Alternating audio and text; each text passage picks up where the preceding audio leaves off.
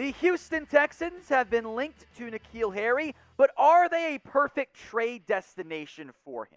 The Texans, it has to be worth mentioning, have an obscene number, as we'll break them down one by one in a little bit, of former Patriots on the roster, and that ties out to Nick Caserio being the new GM, or de facto GM, whatever you want to call it, in Houston.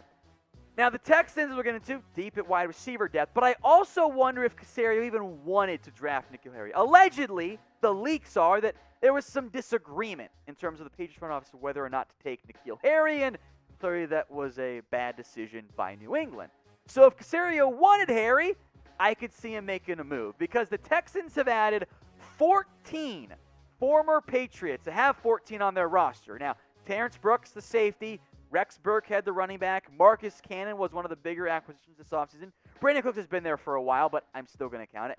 Keon Crosson's a cornerback. Yelda Froholt, yes, Yelda, spelled really weird. I get it. It's spelled correctly though. Weird name. Offensive lineman. Kamu Gruger-Hill's a linebacker. They traded for Ryan Izzo, the tight end. Added Dante Moncrief, have A.J. Moore. And a lot of guys who aren't going to end up making the roster. I get that. Like, tight end Paul Quisenberry.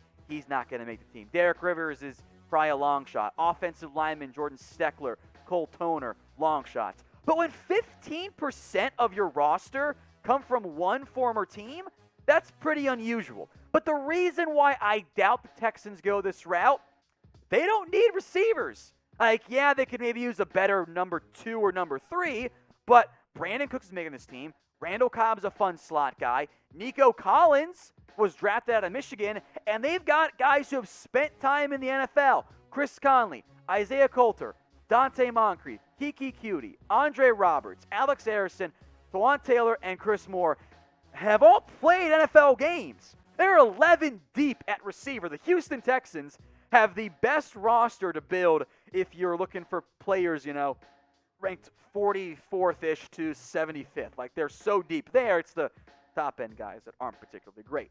Now, maybe if you could trade Kiki Cutie as part of a deal, that might start to make a little bit more sense for the Texans, but I think they'd rather gamble on Cutie. So, worth mentioning, I would be surprised, though, if Houston went out and added Kiki Cutie. Now, if you hadn't heard previously, N'Keal Harry has made it very clear through his agent, he's done in New England. The former first-round pick who, if we're being honest and objective, has been a bust for the Patriots. He no longer wants to be a member of the organization, and he is due about $3.3 million over the next 2 years. That's not bad from a contract perspective, but there's not going to be a massive demand for N'Keal Harry. I think there will be some, but his trade value, simply put, is not very high. In 2 years, as a first-round pick, Harry pulled in 45 catches, less than 10 yards per catch, 4 total touchdowns. This is the type of production you would expect through like 12 games of a first-round pick, even if they weren't playing great. Not over the first 2 years of their NFL career. And Harry made a big deal about, or at least his agent did when he requested the trade, that, he wants more opportunity.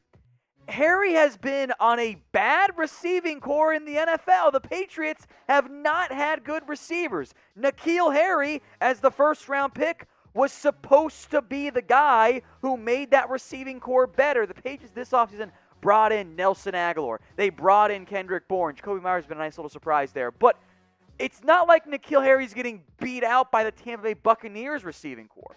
He's getting beat out by okay undrafted players. So I don't think it's a lack of opportunity thing for N'Keal Harry. I think it has very much been he just hasn't been good in the NFL.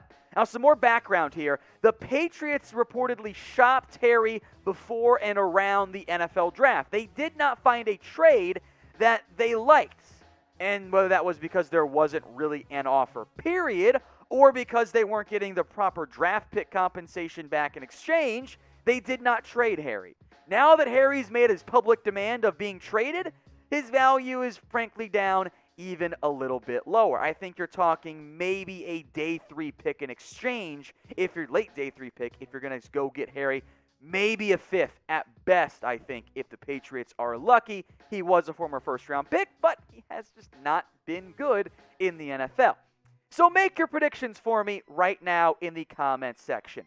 What team if any, do you think N'Keal Harry will be traded to? Get your votes in the comment section for me right now.